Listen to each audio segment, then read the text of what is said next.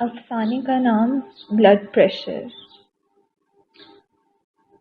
میرا blood pressure, شیطان نے پھر شروع کیا۔ درست ہے، مقصود گھوڑے نے پھر ان کی بات کاٹ دی۔ ہوا یہ کہ آج صبح جو میں اٹھ کر دیکھتا ہوں تو کائنات میرے لیے سنوری ہوئی تھی۔ سورج میرے لیے ضرورت سے زیادہ چمک رہا تھا اور اپنی چمکیلی اور سنہری شعاعیں براہ راست میرے واسطے بھیج رہا تھا۔ باغیچے میں لا تعداد پھول محض میرے لیے کھلے تھے اور پرندے صرف اس امید پر سریلے گیت گا رہے تھے کہ میں سنوں گا۔ پھر ناشتے پر مجھے دنیا کی بہترین چائے ملی جو صرف میرے لیے دارجلنگ کی خوشنما پہاڑیوں سے چنی گئی تھی، اور دنیا کی تندرست ترین گائے نے اپنے لخت جگر بچڑے کو نظر انداز کرتے ہوئے میرے لیے دودھ کا ایک گلاس بھیجا۔ لاکھوں شہد کی مکھیاں مدتوں فقط میرے لیے محنت مشقت کرتی رہی تھی، چنانچہ انہوں نے اپنی کاوشوں کا نتیجہ شہد کی صورت میں میری خدمت میں پیش کیا، جسے میں نے بڑی فراخ دلی اور خندہ پیشانی سے قبول فرمایا۔ ہم مقصود گھوڑے کے ہاں رات کے کھانے پر مدعو تھے۔ اس کا گھر ہمارے ہاسٹل سے 7 میل دور تھا۔ وہاں سے رات کے 10 بجے آخری بس چلتی تھی۔ ابھی 9:30 بجے تھے اور کھانے کے بعد باتیں ہو رہی تھیں، قنوتیت اور رجائیت پر بحث ہو رہی تھی۔ لیکن اس میں ایسی خاص بات کیا ہے؟ ہر شخص صبح اٹھ کر سورج کو دیکھتا ہے اور حسب توفیق ناشتہ کرتا ہے۔ تم خواہ بڑھا چڑھا کر باتیں کر رہے ہو۔ بھلا آج تمہیں کون سی خوشخبری ملی ہے جو اتنے مسرور ہو؟ آج تو مجھ سا خوش قسمت تمہیں آس پاس نہیں ملے گا۔ آج میں نے 13,000 مرتبہ سانس لیا ہے۔ آج میرا دل 57,000 مرتبہ دھڑکا ہے۔ آج میں طرح طرح کے حادثوں سے محفوظ رہا ہوں۔ میں کسی موٹر کے نیچے نہیں آیا، مجھ پہ کوئی درخت نہیں آن گرا، کسی شبے میں مجھے گرفتار نہیں کیا گیا، کسی نے میری جیب کتری نہیں، کسی لفنگے نے مجھے تفریحاً نہیں پیٹا۔ آج میں کسی پر عاشق نہیں ہوا، اور آج وہ اور بات ہے، گیدی صاحب بولے، لیکن حساس شخص کبھی بھی مسرور نہیں رہ سکتا۔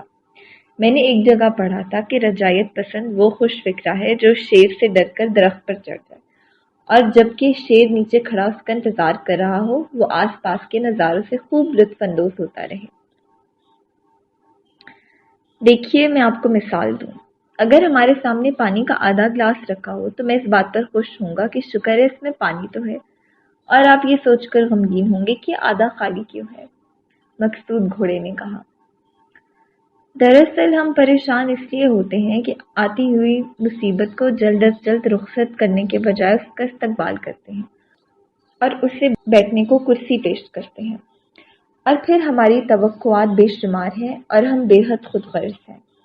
چند سال پہلے میں نے باغیچہ لگا رکھا تھا تو ہر رات کو کچھ اس قسم کی دعا مانگا کرتا تھا کہ اے خدا، آج رات بالکل ہوا نہ چلے، اور اگر پڑے تو صرف گلاب کے تختوں پر پڑے، جس کونے میں خشک بیج ہیں اس طرف کچھ نہ ہو، کل گیندے کے پھولوں کو خوب دھوپ لگے لیکن ذخیرے پر دھوپ قدرے ہلکی ہو، اس کے بعد دوپہر کو معمولی سی بارش ہو تاکہ پھلدار پودوں کو پانی مل جائے، لیکن ذخیرے پر بارش نہ ہو۔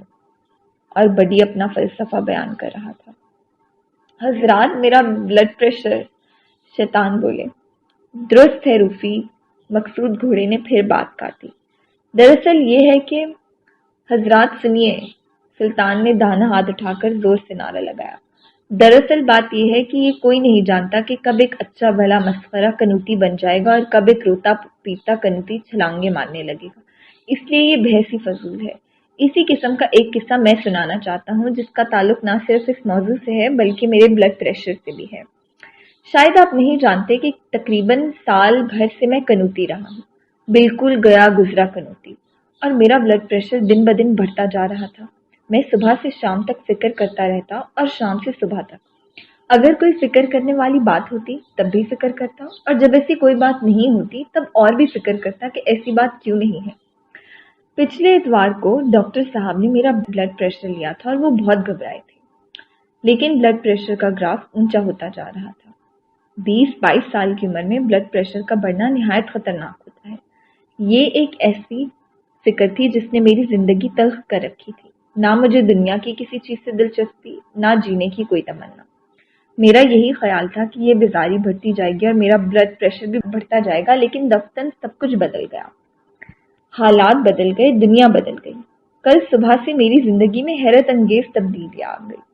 مجھے اتنی امیدیں اور مسرتیں مل گئیں کہ اب یہی جی چاہتا ہے کہ ناچنے لگوں۔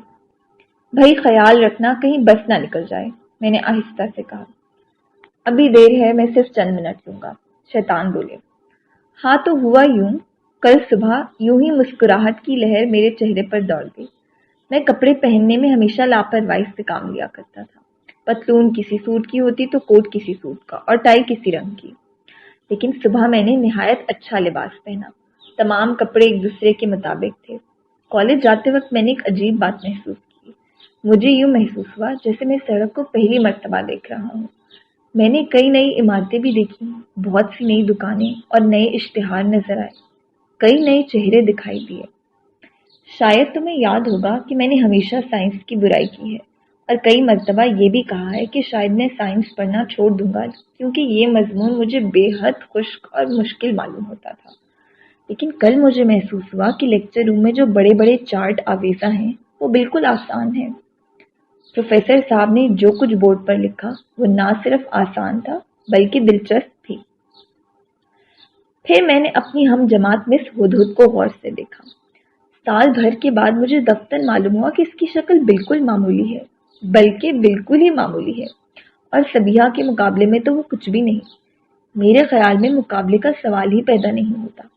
نہ جانے اس کا خیال کیوں مجھ پر اتنے دنوں سوار رہا تھا۔ میں نے دل کھول کر اپنے اوپر لعنت بھیجی۔ آئندہ اگر کبھی مجھے اس سے باتیں کرتے دیکھتے پاؤ تو جو چور کی سزا وہ میری سزا۔ خیر، اس کے بعد پریکٹیکل شروع ہوا۔ جو آلے اور اوزار مجھے زہر دکھائی دیتے تھے وہ کچھ اتنے برے معلوم نہیں ہو رہے تھے۔ پہلے تو میں پریکٹیکل خود کرتا ہی نہیں تھا، کل میں نے اسے اپنے ہاتھوں سے کیا اور مجھے سائنس اس قدر دلچسپ معلوم ہوئی کہ اب میرا ارادہ ہے کہ ایم ایس سی کر کے ریسرچ کروں۔ دوپہر کو کالج سے واپس آتے وقت میں نے ایک ٹانگا دیکھا جس میں سبیہا بیٹھی تھی۔ سبیہا بیٹھی تھی؟ سچ مچ؟ کئی حضرات نے چونک کر پوچھا۔ بھائی ذرا خیال رکھنا کہیں بس نہ نکل جائے، میں نے آہستہ سے کہا۔ ہاں سچ مچ سبیہا تھی۔ اس سڑک سے وہ ہر روز ٹانگے میں گزرتی تھی لیکن میں نے اسے کبھی نہیں دیکھا۔ نہ جانے وہ کون سی طاقت تھی جس نے کل مجھے اس کی جانب متوجہ کر دیا۔ ذرا سی دیر میں سائیکل پر اس کے ٹانگے کے پیچھے پیچھے جا رہا تھا۔ میں نے سلام کیا جس کا جواب ملا۔ کل مجھے پہلی مرتبہ معلوم ہوا کہ سبیہا نہایت ہی پیاری لڑکی ہے اور اس سے بہتر آنکھیں کسی کی نہیں ہو سکتی۔ دفتر مجھے یوں محسوس ہوا جیسے میں سبیہا پر دوبارہ عاشق ہو رہا ہوں۔ ہاسٹل پہنچ کر میں نے آئینہ دیکھا۔ کبھی میرا چہرہ ترچھا نظر آتا تھا، کبھی لبوترا، کبھی بالکل گول دائرے کی طرح۔ یہ آئینے کا نقص تھا۔ غالباً اسی سستے آئینے کی وجہ سے مجھے اس قدر احساس کمتری تھا۔ لطف یہ ہے کہ مجھے اس کا خیال پہلے کیوں نہیں آیا۔ کل میں فوراً بازار گیا اور ایک اچھا سا آئینہ خریدا۔ اس میں اپنا چہرہ غور سے دیکھتا ہوں تو زمین آسمان کا فرق تھا۔ مجھے پہلی مرتبہ معلوم ہوا کہ اتنا برا میں نہیں ہوں۔ پھر شام کو میرا ٹینس میچ تھا۔ دل گھبرا رہا تھا، صرف اس بات سے کہ اگر میچ لمبا ہو گیا اور اندھیرا ہو گیا تو میں ضرور ہار جاؤں گا کیونکہ روشنی کم ہوتے ہی کھیل میں میری دلچسپی بھی کم ہو جاتی ہے۔ کل شام کو میچ واقعی لمبا ہو گیا اور آخری سیٹ ختم ہونے میں نہ آتا تھا، لیکن میں اسی دلچسپی اور تندہی کے ساتھ کھیل رہا تھا، یہاں تک کہ جب میں نے میچ جیتا تو باقاعدہ تارے نکلے ہوئے تھے۔ تعجب ہے کہ میں نے پہلی مرتبہ روشنی کی کمی محسوس نہیں کی اور ایسے مخالف کو ہرایا جس نے کئی سال سے میری زندگی تلخ کر رکھی تھی۔ کھیل کے بعد میں نے سبیہا کے گھر کا رخ کیا اور بھائی وہ ذرا بس کہیں، میں نے نہایت دھیمی آواز میں کہا۔ بس میں دیر ہے۔ وہاں سبیہا کے ابا ملے، اس کی امی ملی۔ پہلے مجھے ان دونوں سے یہی شکایت تھی کہ وہ مجھ سے بے رخی برتتے ہیں، لیکن کل رات میں نے پہلی مرتبہ ان کی آنکھوں میں شفقت جھلکتی دیکھی۔ وہ میری جانب بڑی محبت سے دیکھ رہے تھے۔ میری نظریں انگیٹھی پر رکھی ہوئی تصویروں کی طرف چلی گئیں جہاں کنبے کے افراد کی تصویریں رکھی تھیں۔ وہاں ایک تصویر میری بھی تھی۔ یہ تصویر مجھے پہلے کیوں نہیں دکھائی دی؟ اس کا جواب میں نہیں دے سکتا۔ پھر مجھے کھانے پر ٹہرا لیا گیا۔ دسترخوان پر سبیہا ذرا دور بیٹھی تھی۔ اس کا چہرہ لال بھبکا ہو رہا تھا، بری طرح شرما رہی تھی۔ میں رات گئے لوٹا لیکن کوٹھی کے دروازے پر ٹھٹک کر رہ گیا۔ اوپر سبیہا کے کمرے میں روشنی تھی اور کوئی دریچے میں کھڑا تھا۔ اس سے پہلے بھی میں کئی مرتبہ رات گئے ان کے ہاں سے لوٹا تھا، सबीहा के कमरे में रोशनी भी हुआ करती थी और शायद वो दरीचे से मुझे देखा भी करती, लेकिन कल रात पहली मर्तबा मुझे उसका एहसास हुआ। और जब मैं वापस लौटा तो चांद मुस्कुरा रहा था, तारे मुस्कुरा रहे थे, दुनिया मुस्कुरा रही थी, मेरा रुआ रुआ मुसरत से नाच रहा था। मेरे ख्याल में इतने मुख्तसर अरसे में इतनी सारी खुशगवार तब्दीलियां किसी की जिंदगी में नहीं आई होंगी। परसों मैं एक चिड़चिड़ा और बेजार लड़का था जिसकी जिंदगी का मकसद सिर्फ खुदकुशी था, जिसके ब्लड प्रेशर का ग्राफ दिन ब दिन ऊंचा होता जा रहा था। लेकिन कल किस्मत कुछ ऐसी मेहरबान हुई कि सब कुछ बदल गया। मेरे चारों तरफ जो धुंध सी छाई रहती थी वो यकलक दूर हो गई। मुझे वो चीजें दिखाई देने लगी जिनसे मैं पहले आशना नहीं था। यही कायनात जो बेहद धुंधली, बेमायनी और दूर दूर मालूम होती थी, दफ्तन बिल्कुल करीब आ गई। और तुम्हारा ब्लड प्रेशर? किसी ने पूछा।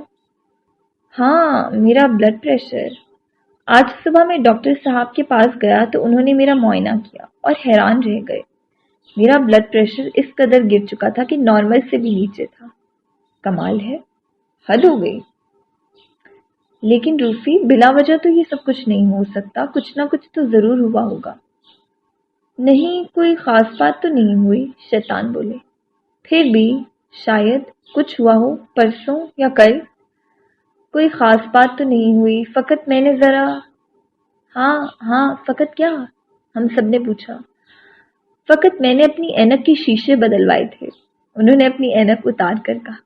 पिछले हफ्ते मैंने काफी अरसे के बाद दोबारा अपनी बिनाई का मुआयना कराया था और डॉक्टर साहब ने नई शीशे तजवीज किए थे। ये नई ऐनक मैंने कल सुबह से लगानी शुरू की है। हम सब लाहौल पढ़ते हुए उठे और बड़ी फुर्ती से सड़क पर पहुंचे। आखिरी बस निकल चुकी थी। जब हम 7 मील लंबी सड़क पर पैदल हॉस्टल की तरफ आ रहे थे तो हमारा ब्लड प्रेशर का ग्राफ माउंट एवरेस्ट से भी ऊंचा पहुंच चुका था।